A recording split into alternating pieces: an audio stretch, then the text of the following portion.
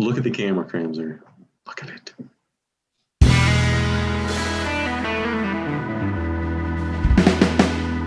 What's up, everybody? Welcome back to Listography. Joe here with Kram and Jason, and we're talking 2002. 2002 was a weird year coming after September 11th, so a lot of terrorism and stuff, and kind of, at least in America, it was like a year of just kind of being afraid and sort of nervous about what was going to happen. So, I don't know. I wasn't a big fan of 2002, but it had a bunch of good music. 2002 saw the Eminem show top the charts as the #1 selling album in the US, followed by Nellyville from Nelly. He was everywhere. Let Go from Avril Lavigne, Britney from Britney Spears, Laundry Service from Shakira, Silver Side Up from Nickelback, who also had the #1 song of 2002. And sadly, that was the last time a rock song was the top song in the year-end charts on Billboard in America. 19 years ago was the last time rock really had any day in the sun, and unfortunately it was Nickelback. So not really a shining light there, but also in 2002, we had the debut of a little show called American Idol, which is still going today, I think. Is it? Maybe it isn't. I don't even know. It's gone on so long. The winner, of course, was Kelly Clarkson, who's really one of like 3 people from that show who ever went on and did anything. She's still moderately famous. I think she has a talk show now, so good for her. She beat out Justin Guarini, who's now the little Dr. Pepper guy. Fun fact. I don't know if you've seen those commercials. Hilarious, but it's kind of sad that it came to that. Also in 2002, George Bush did the Axis of Evil speech. That was lame. Also, you had Napster officially shut down forever. It would come back later as a pay-for streaming service like Spotify. MJ dangles his child blanket over at the balcony in LA. That was a classic moment from MJ. And sadly, Joe Strummer, lead singer, guitarist, The Clash, dies from a congenital heart failure or defect. So that sucked. And then you also had Warren Zevon pass away from cancer. And Jam Master Jay was shot and killed that year as well. Not so much good stuff in 2002, but there was some good stuff in our music players. Our CDs, were we still listening to CDs back then mostly? I didn't have an iPod yet, so. No, I'm always like 4 years behind the technology. I don't think I got an iPod until 07 or 08. I didn't have an iPod, but I think I was streaming already. I had Rhapsody at this point. I think I did. It was around this time that I got it, but that was only on the home PC. So to go out into the world or listen to music anywhere besides sitting at my computer, I had to have CDs. Anything else to add for 2002? I was a junior in high school, I believe, or no, senior, I think, actually. I wasn't doing much, but I don't remember listening to any of the albums that are now on my list, except for like one.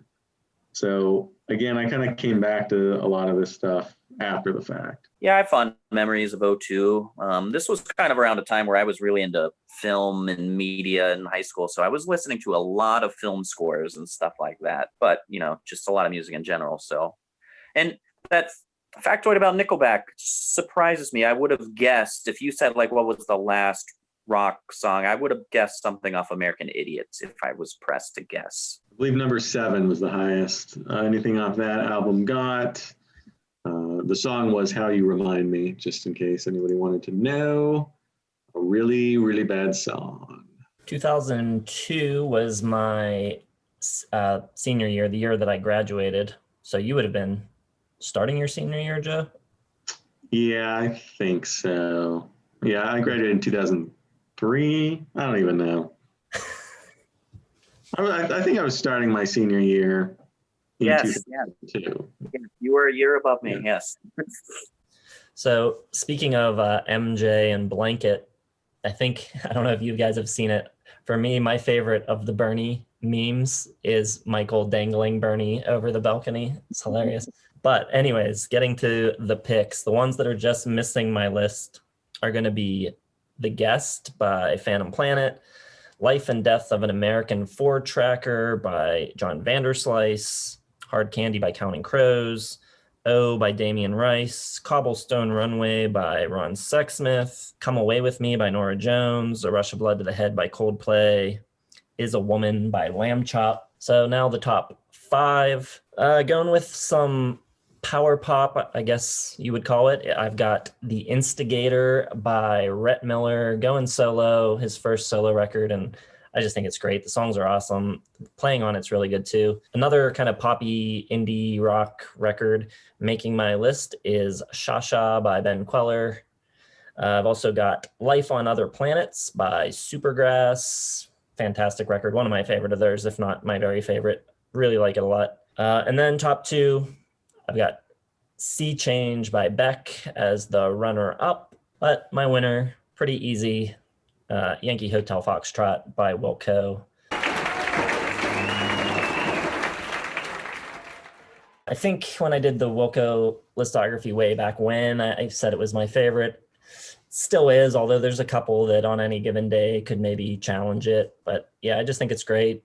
A lot's been written about it and said about it. So I don't know, probably most people that watch our channel have heard it by now. So probably don't need to say too much about it, but it's just a really creative record. The songs are great. And, you know, that the arrangements aren't expected or straightforward. They kind of approach every song kind of through the back door. The mix on it's kind of interesting and different. First time I heard it, took a while for me to get used to the way it sounded, but once it got its claws in me, it really never let go. I love it. One of my all-time favorites, definitely in my top 50 at least all time. Probably among the top 5 album covers to feature a piece of architecture in an American metropolitan city. Well, that's an arbitrary list we got to do soon. Pretty shocked you mentioned a couple albums I didn't think you would, like A Rush of Blood to the Head by Coldplay, which didn't make my top 5. This is a very strong year for me. I've got a bunch of 4.5s. I've got 4 5-star albums, and it really was tough to get the 5th one in there. Rush of Blood to the Head by Coldplay is probably the 7th pick of '02 for me. Other albums I considered were Demolition by Ryan Adams, Yankee Hotel Foxtrot by Wilco, Suicide Invoice by Hot Snakes, Murray Street by Sonic Youth is probably the number 6 spot. That was close.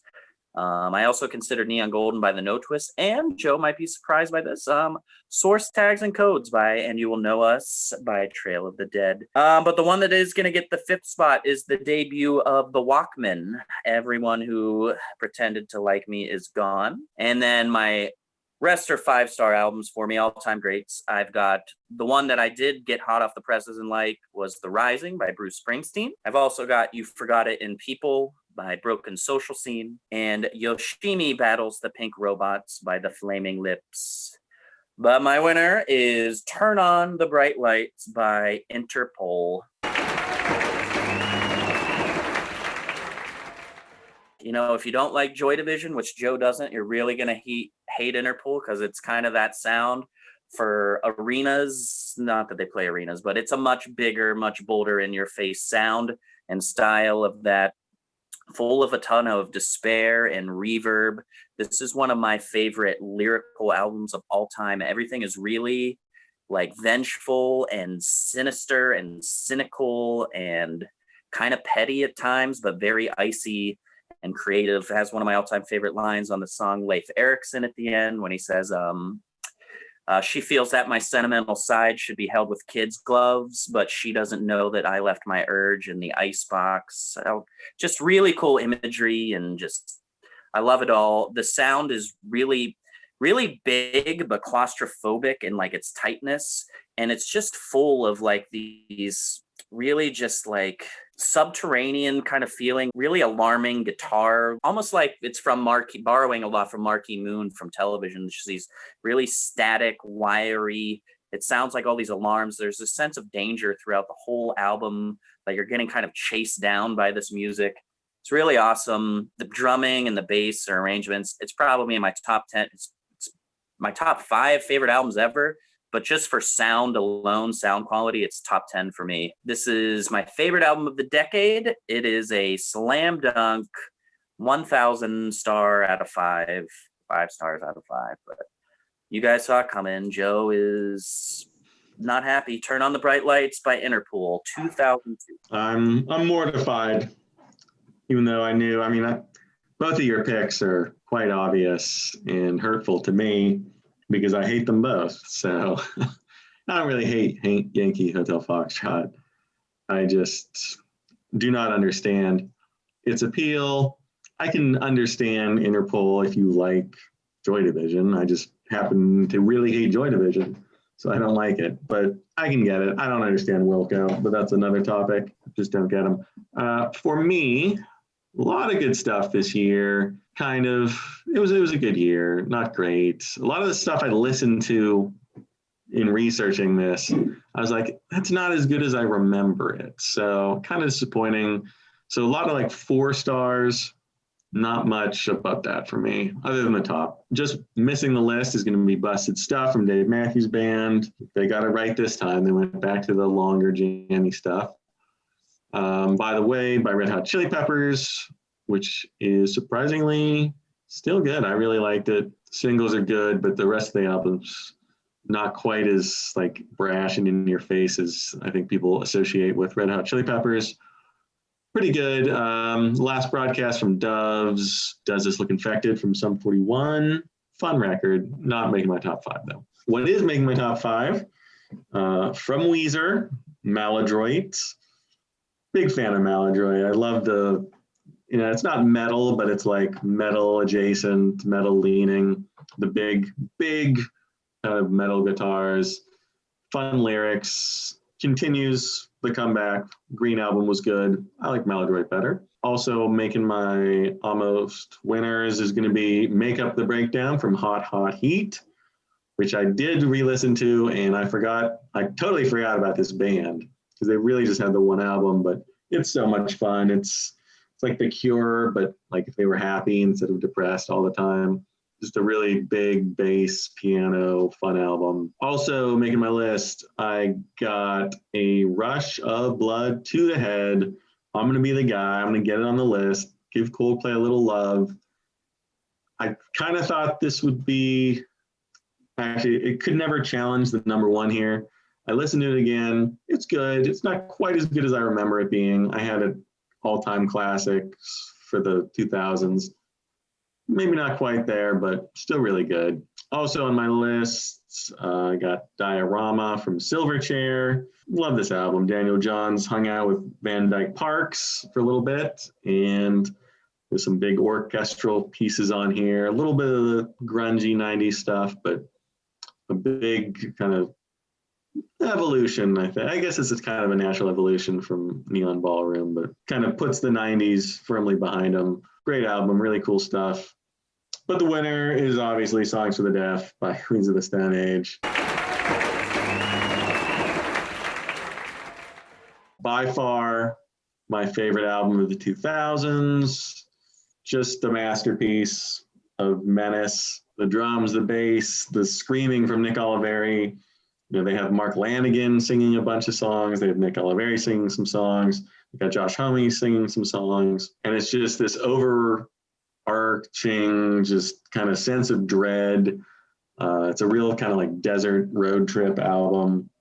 Super hard, super loud guitars, super loud bass. Dave Grohl does the drumming, so the drums are turned up to 200. But the songwriting's great. It's sort of just what you'd expect from Queens after Rated R, a little more aggression, but there's still some good, almost pop songs, and something like Go With The Flow and Gonna Leave You.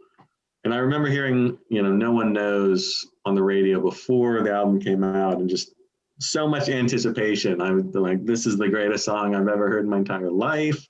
This is what I've been waiting for. and it did not pull an everyday. It did not disappoint. Loved it from the day it came out. Just an amazing piece of American hard rock. Runaway winner of 2002. One of the few albums from that decade, I think, that I'll put up there with my 70s and 80s classics.